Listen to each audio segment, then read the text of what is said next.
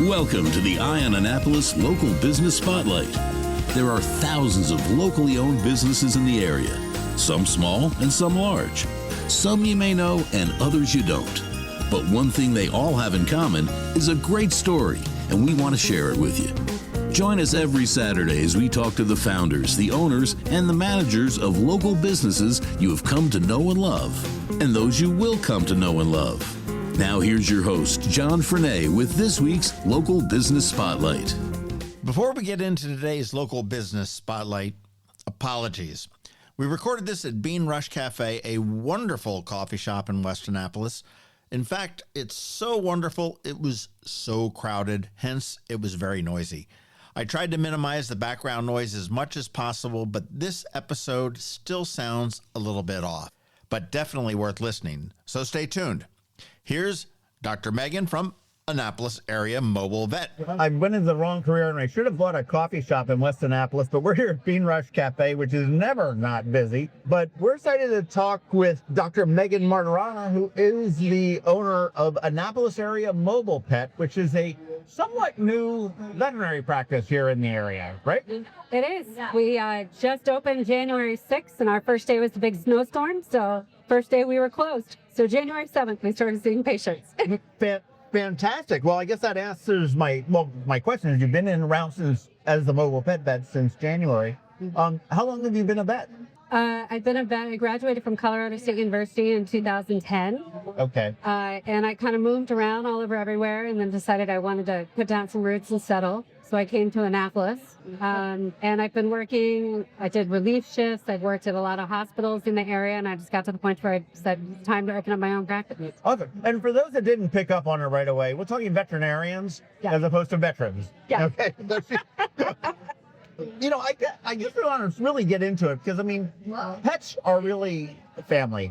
Unless you live on a farm in Nebraska or something like that, and then they're just workers, unpaid workers. But, and I know many families probably prefer their pets over some of their family. Well, of course, they don't talk back. They love us unconditionally. It's the occasional pee on the carpet, but I mean, whose uncle doesn't do that occasionally on Thanksgiving, right? So you are a mobile pet vet, so I'm assuming that you are coming to wherever the pet is. And if I bring him into work, you can do that, or is my home, or wherever? We will come wherever you are. We feel like the animal is calmer. They're more comfortable in their home environment. So every time you go to the veterinarian's office, there's so many sounds and smells, and it's contributed to a lot of anxiety in our patients. So by going to their house, they're calmer, they're happier. I did talk with a land-based vet once, and he said that, would sort of explain that. He said that they are starting to look at like colors in the office and how to paint walls different colors to make the animals more at ease. But I'll tell you, I've only got a cat right now at this point, but I pick her up and she sees that box, that temporary crate, and I mean the claws come out, the legs get splayed. It's like there's no way in hell I'm going in that box because I know where I'm going. Yeah, absolutely. And I mean, this just seems like you're really selling convenience, to the homeowner as well. I guess so. So you roll up in a van and you've got all you're like the doctor on the prairie with the little bag. But it's a big bag, and there's a couple of big bags. And so actually we don't even come up to the van. We come into your house. Oh. So we have a couple of bags, and we've got our medicine bags and everything that you would need. And we come into your house, into your living room, and you sit in your living room floor and talk with you, feed lots of treats, So your job really sucks. You come into homes, you sit down, you get down on the floor, you roll around, and you pet animals. That's what everyone thinks we do all day. It's part of the day, though, and it's not a bad job. It's not a bad job. We love it. We love it. It's the best thing about doing mobile is that we have time to sit and talk with you all day. So we schedule our appointments as an hour long. Oh, wow. So that way we are in your home. We get to feed treats. So we get lots of love. We get lots of pets and belly rubs. So the animal is calmer. But we're having a conversation with the owner about what's really going on. We can see the environment, because a lot of times that there are some things that can be corrected just by saying, where's your litter box place? Where's your food bowl? What's your daily routine? What's your setup? Wow. there's so many things that we get to see that you don't get to see in a brick and mortar. And then we have this time to make sure we answer all your questions. That was really refreshing. I mean, my doctor is like that as well. I mean, you go in and you've got a 45-minute or an hour-long appointment, and he will sit there and he will answer every single question you have. I had a pinched nerve one time. Like, I would turn and it would hurt, and a little bit I thought, am I having a heart attack? And he gets in there, he says, no, I can definitely rule that out. I think it's a pinched nerve. And we got talking, and ultimately he says, you don't believe me, do you? And I'm like, no. Okay, well, let's do the EKG and I'll tell you. So, but I mean, that's the cool part about that you're able to sit there and say what it is. And I know a friend of mine had 2 cats that they were having like a pee battle, and they wouldn't go in each other. If one went into one's litter box, the other one wouldn't use it and go on the carpet and stuff like that. And you just mentioned where the litter box, where the food is and everything else. I mean, I guess, that does cause stress. It does, especially for cats. Yeah, cats are delicate, fussy little creatures, and they're very particular. They have to have things just so. That's right. They're very judgy. Yeah, they're very. I just have my house interior repainted and new carpets put in, and the cat's just not quite used to it yet. It feels different on her feet, the carpets, and it just looks a little bit different. It's still all a little bit torn apart. I haven't put it back together yet, but you're absolutely right. And they probably sit there at night and judge you. Oh, that's what cats do. That's why they stare at you while you're asleep, right? That's right. You're wearing that today? Okay. They don't like change. But what are your capabilities at Annapolis Area Mobile Vet? So, yes, and so we definitely are restricted. We don't have an X-ray unit. We don't have the ability to do surgery. Right. So those things. That would be horrible in the middle of your living room. Yeah, I know. And, I think that the veterinary medical board probably would frown on me doing surgery in a non-sterile environment. So we have partnerships. So I have a couple of hospitals I'll refer to for surgeries. We develop a relationship with Pet Medic down in Edgewater. So if we need an X-ray, we'll just refer them for an X-ray, and then they send us the images, and we can review it. We have the capability to do lab work and send it out, get next day results. But we also have a little handheld blood machine just for some critical values to say, okay, is this something that we can wait a day to get the results? Or do I need to send you to the emergency room right now? So we still have an ultrasound. We can do some brief ultrasounds in your house. Oh, that's really cool. So, I mean, and I don't know whether a cancer would show up in a routine type of a test or whether that would need to be. But I mean, that's, again, if there's something serious, you can determine that at that point for the most part. We do our best. It's just like with brick and mortar, there's still some limitations on what you can do or what you can tell. Because a lot of times you do need, for some serious diseases, you need more advanced diagnostics that we'd be referring you to some of the amazing specialists that we are lucky to have here in Annapolis. But I know we work with Subaru and the SPCA. We do a Canines and Crosstrek segment on Fridays. 2 weeks ago, we had and it sort of blew my mind, but it was a veterinary cardiologist. It was for Heart Health Month.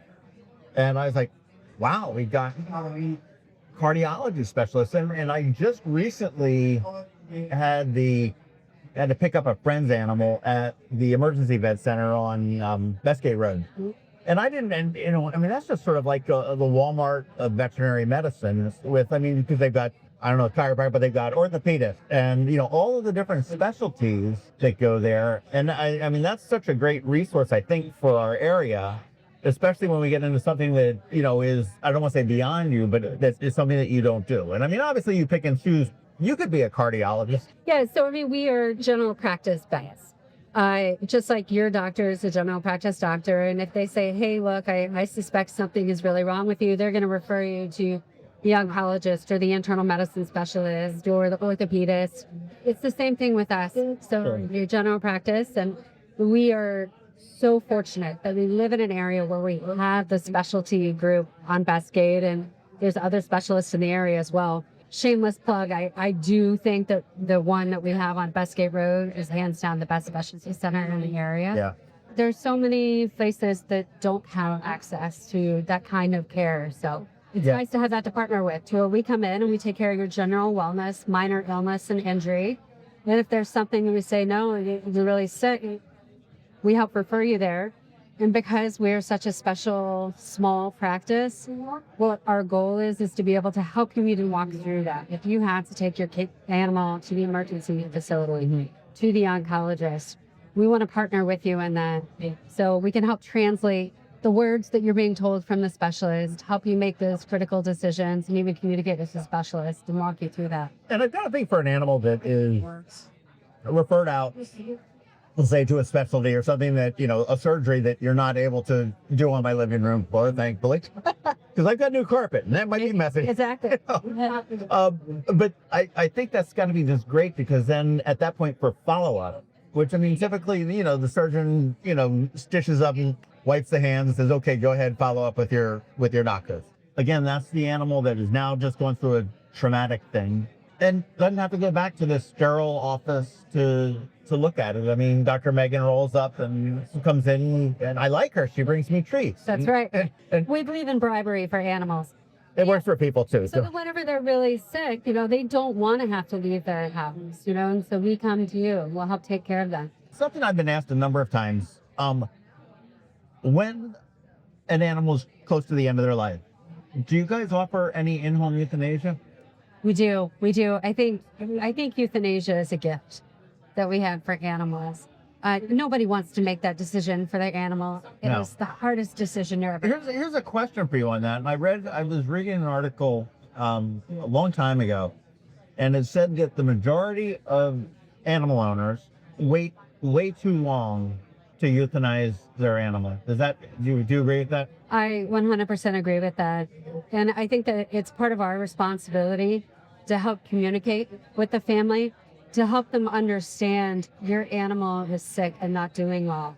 And it's hard from a pet parent's perspective. This is your family member and your loved one, and you don't want to let them go. But you're also seeing them on an everyday basis. And so these subtle changes that happen. You don't see that. Yeah, you, as one of our. Sort of like my waistline. Yeah, you go nose blind to it. You don't see it every day. And so we come in and we can see the change, because it may be, a couple weeks or a month since we've seen our animal. We go, wow, it's a big change. So part of what we do is communicate with the family to help them realistically take a step back and say, are they greeting you at the door anymore? How are they getting outside to go do their business? Right. How's their appetite been? Really help the owners realize that it is time, and then help them get through that hard time. And doing the euthanasia at home is such an amazing experience. The animals are calmer, they're more peaceful. It's been very different than all the euthanasias I've had to do brick and mortar. Well, it isn't. And I am a real weenie when it comes to putting an animal down. I realize that that's something that, as responsible, pet owners, we do all need to cross that bridge, figuratively speaking, when the time comes. And I've got to imagine for the humans and the animals that are involved, to be able to do that in the home, in the backyard, in their favorite snuggly bed or whatever it may be, has got to be a lot better than, the old school was like, okay, we do need to put him down. Give me the dog. I'll take him in the back and we'll give the injection, and okay, you can pay for that up front. Right. Yeah, it's you walk in with the dog and you leave, and you say, where's right, the empty cage, and you sit in your car and you cry for about 20 minutes, and you then move around for. I know. I always worried about the people driving home after euthanasias. If there's something, it's one of those I always want to say, can you text me when you get home to make sure they made it home safe? Valid. For every animal that I've put down, and one was actually just like that, where the doctor said, okay, well, I'll take him in the back. Okay, say your goodbye, and off he goes. Yeah. And the other one was able to, on the table and pet him and everything else like that, which was a little bit better. But again, I did sit out in the parking lot, emotional, for probably about 15 minutes, and got home, and then it's difficult. So I've got to imagine at home is probably just really a gift. It is a gift. I don't think anyone, when it comes to the point of making that decision, that you have to say goodbye to your pet, the last thing you want to do is bring them into a veterinary office. So your last moments or your last memories or your animal being stressed going into a facility, it's so much nicer to be able to sit in your living room in their favorite spot, or their home, you just pet their head. What are the most common types of ailments that you're treating, your patients for? I imagine with golden retrievers, it's probably like swallowed socks. Or... Yeah, oh, absolutely. As puppies, Labrador retrievers and golden retrievers, I ate something I shouldn't have until proven otherwise, for sure. In Maryland, surprisingly, we see an amazing amount of allergies and skin reactions to environmental allergies.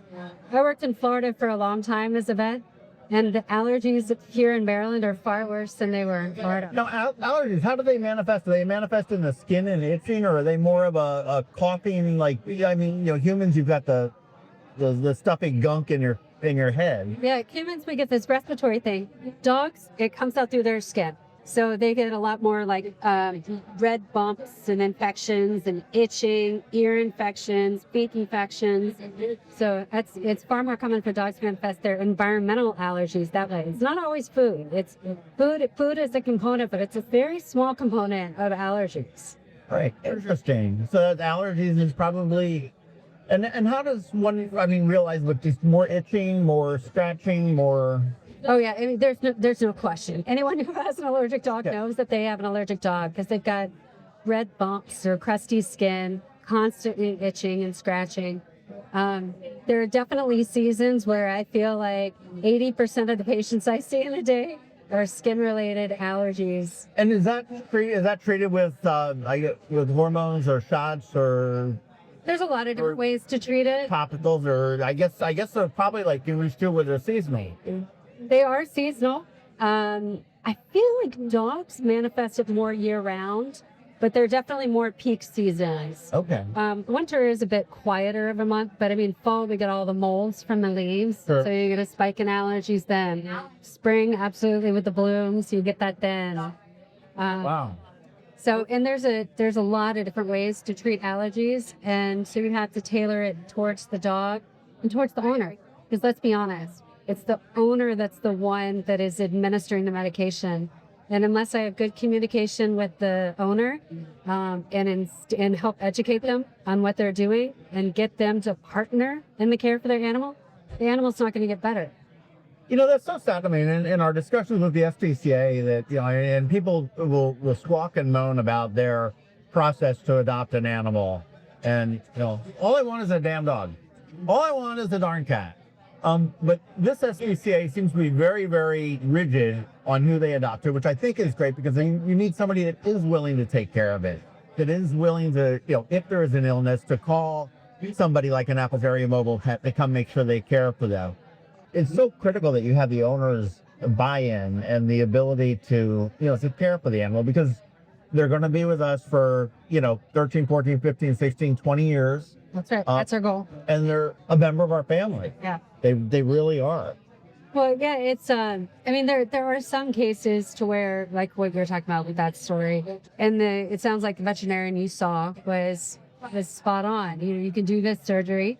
There is a good success rate with it, but there's also a pretty high failure rate. And so that's a tough decision. But I really do respect our SPCA for what they do, because they want to investigate to say, hey, was this hey, I can't afford for my animal to be taken care of, or it really wasn't in the best interest of the animal long term.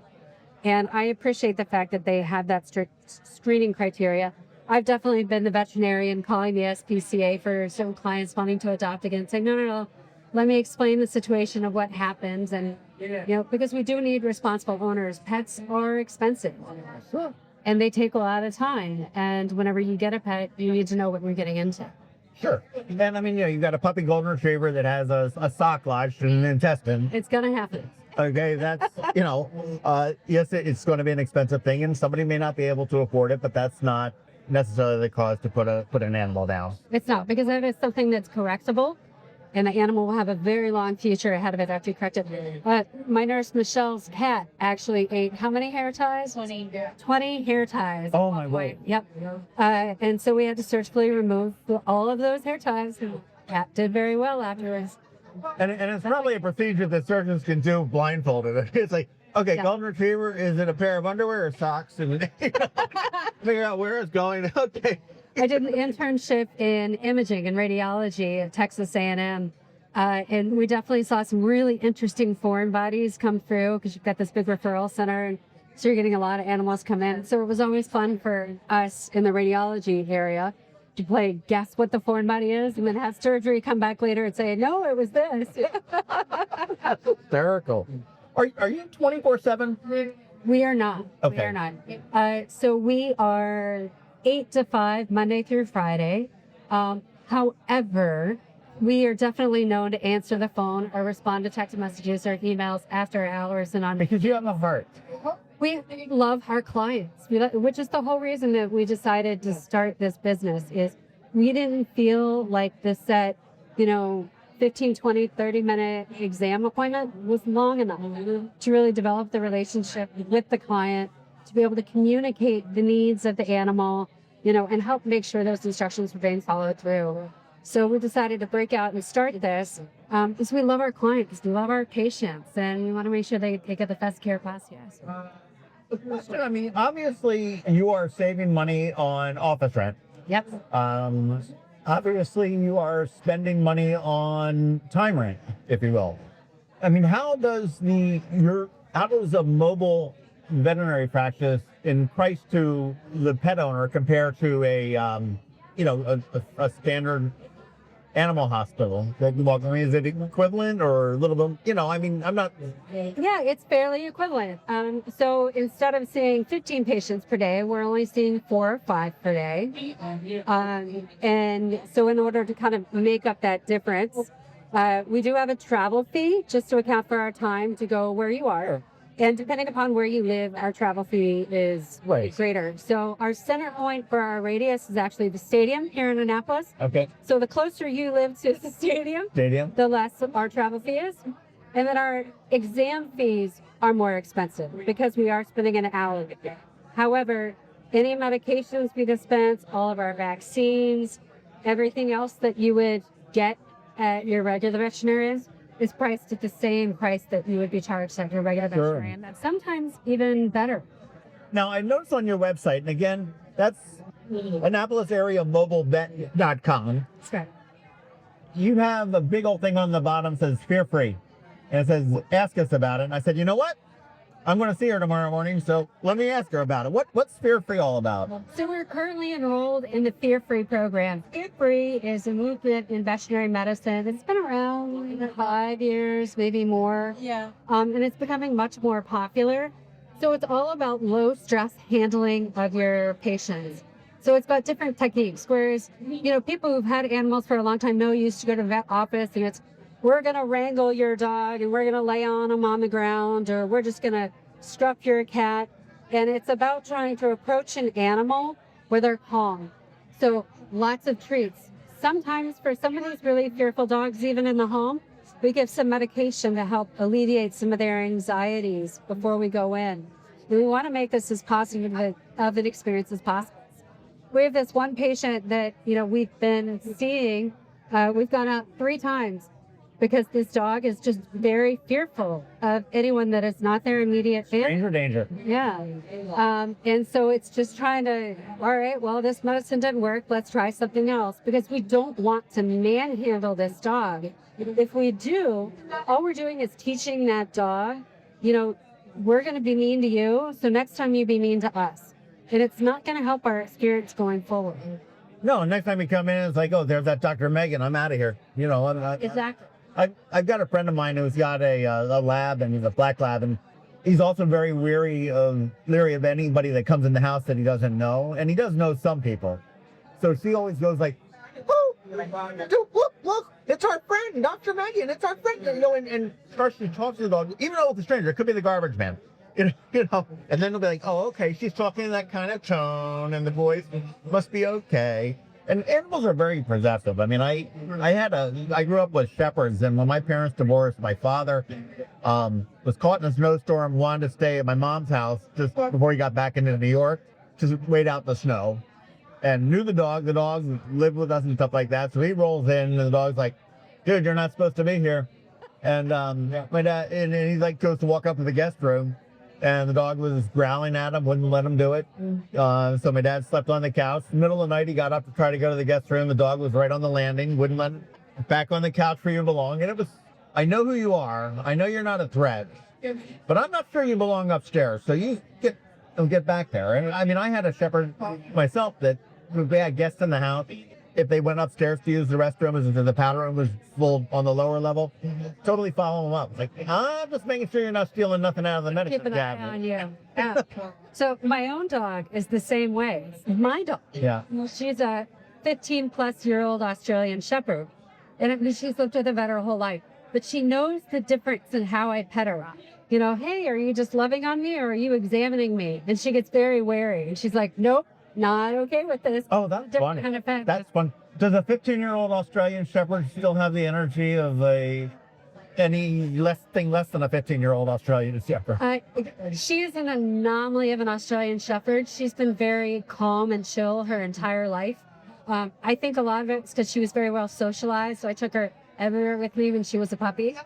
But she still has a lot of spunk and get up and go, and she's ready to chase something that's in her backyard, but she's ready to take naps also. You know, it's funny. I love it. As I keep thinking about this, I mean, we live in a very complex and busy world. We're always asked in our professional lives and personal lives to do more and more and more and more, whether it's with kids, with work, with volunteering, whatever it is. And you're really offering that convenience, which I think is really huge. Okay, let's take the animals out of the picture for a second. But for a pet owner to be able to say, hey, I'd like to do this at home. Can we do this first thing in the morning before I go into work? And to be able to make an appointment to have that done there. That way I don't need to figure out the appointment time, get all the way over to a vet, you know, a clinic and have everything done and deal with a stressed out dog. And I mean, it's more, it's talking to Admiral Cleaners, and they said essentially the same type of the thing. I mean, they, you know, a lot of their business is not walking in, oh, here's my dry cleaning, do it. It's more about the laundry and delivery of the dry cleaning to make it easier and more convenient for people because we all live such busier lives. Well, and we're in a world now too where we're used to everything coming straight to our doorstep. Everything, anything you want. It's, you know, you can order it straight from your phone. Oh, true. But this is so much more convenient for people. We're saving their time of going to the vet office. You know, you don't have to catch the cats and put them in the crate, you know. But you don't have to load up your animal and take all this time out of your day. So for your 20, 30 minutes with the vet is probably hour and a half, 2 hours out of your day. And now we're saying, look, we're going to give you an hour with the vet, and it only takes an hour out of your day, and everybody's calmer. You could be doing your laundry or your work right up until the moment that we get there. Right. So it saves time for a lot of people. It's more convenient. But again, for us, it's really all about the relationships. What would most people be surprised to learn about Annapolis Area Mobile Vet that they didn't know? It's a good question. I have to think about that. We really wanted to do this because we feel like the compliance with the owners, the relationship with the owners, is what's being taken out of veterinary medicine. So much medicine is being corporatized right now. It's about a numbers game, getting you in and out, that you're losing that personal touch that you used to have in medicine 20, 30 years ago. Every veterinarian loves James Harriet, right? Yep. James Harriet is their idol. And I still love watching the new James Harriet on Amazon. And I think of it as it's my home market, right? Right. You're going back to where what really matters. You know, the pet comes first. Your relationships with the family comes first.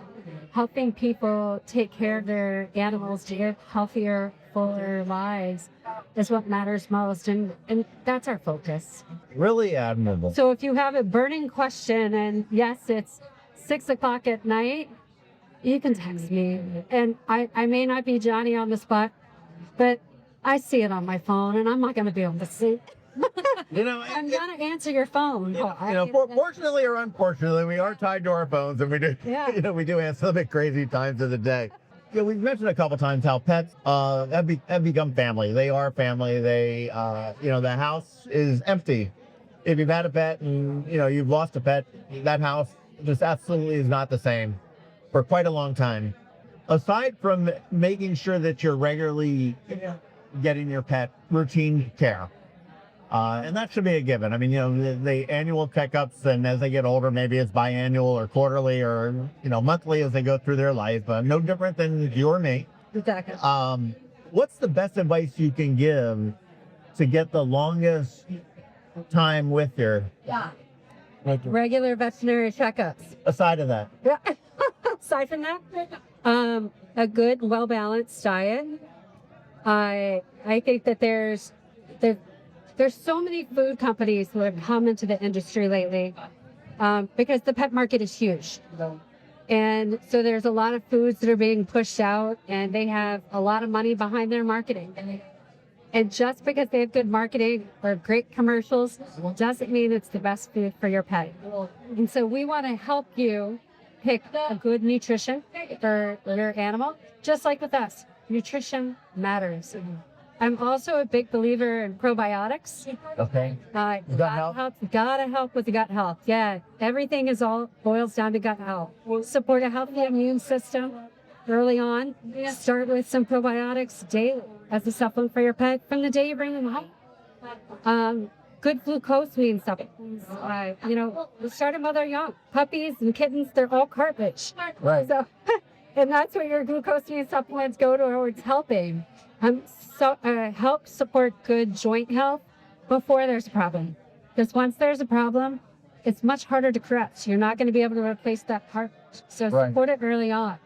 So just even doing basic nutrition, regular wellness exams. Well, I've got to think with most animals are smaller than most humans. I mean, there are a few exceptions that you might have. I mean, you might have a Bernese Mountain Dog or something like that may outweigh Some you. Great Danes. But yeah, but I mean, it's much more complex to treat any kind of an issue, whether it be an orthopedic issue or a gut issue or surgery, when you're dealing with like a little itty bitty body. And to your point on the diet, I had a cat that I feel horrible to say this, but fed him like Friskies all of his life. And let's throw whoever makes Friskies under the bus. It's got a lot of filler, it's got a lot of fat or whatever it has in it. She ultimately developed a kidney disease and moved into kidney failure. She did live to about 14. So, I mean, it wasn't a huge shortening of life. But I know the last few months, when we were making that decision, do we put her down? Do we, try to extend her life? And when I found out that it was, most likely caused by just that constantly just feeding the kibble, the Friskies throughout her life, caused it. I mean, it really, really hurt me. Yeah. Well, I wouldn't blame yourself on that way. A lot of people feed Friskies, and so it may not be the best nutritional food. It's not the world's worst either. But unfortunately, kidney disease is so common in cats that there is a big genetic component to it as well. So even if you had fed her, the ultimate premium diet that was perfectly designed for her, maybe you would have had another year in your life. But a lot of it would be genetic. And that's one of the things I want to encourage people to. Whenever things happen, it's not your fault. Yeah. You give them love and you give them the best care possible. So you left that sock on the floor. I mean, he ate it. That dog would have dug through the laundry. He would have found it eventually. Now, are you strictly restricted to dogs and cats? We are dogs and cats only. Okay. Yeah. I have a lot of friends with backyard chickens that are very upset about that. But no, dogs and cats only. But so there's no other small animals like ferrets or anything like that I first got out of vet school and I moved to Florida, and I worked at this amazing animal hospital there. I loved every second of my time there. And we saw all sorts of exotics, all sorts of lizards and snakes and ferrets and rabbits and birds. And it was a really fun time, but it's a lot. And you realize these tiny little animals require a very specialized medicine. Every animal's metabolism and physiology is so different. Well, I'm happy to pet your lizard. We went to a client the other day who had just gotten a new bearded dragon, and I was so happy to play with the dragon and say, "Yep, he's awesome. Go take him to your special exotic spot." Fantastic. Well, Dr. Megan, I want to thank you so much for your time today. I will let you get back to treating our four-legged furry friends. But for those that need a vet, make it a little bit easier on yourself, make it a little bit easier on your loved one. Annapolis Area Mobile Vet.com. It's a little bit long, but it is exactly what it is. But thank you so much for bringing help to the home for our loved ones, and welcome to business to Annapolis, since it's only been here a couple months doing it. But thank you so much. Well, thank you for your time today. I appreciate your time and letting us talk about our new business. We're super excited for it. Thanks for listening to this week's Local Business Spotlight. Please make sure to visit eyeonannapolis.net for all your local news, events, and opinion. And in case you haven't already, please subscribe to the Eye on Annapolis Daily News Brief, where we bring you all the day's local news direct to your phone, tablet, or computer in about 10 minutes. It comes to you at 6 a.m. every Monday through Friday, and you can subscribe on Apple Podcasts, Google Podcasts, or wherever you get your podcasts.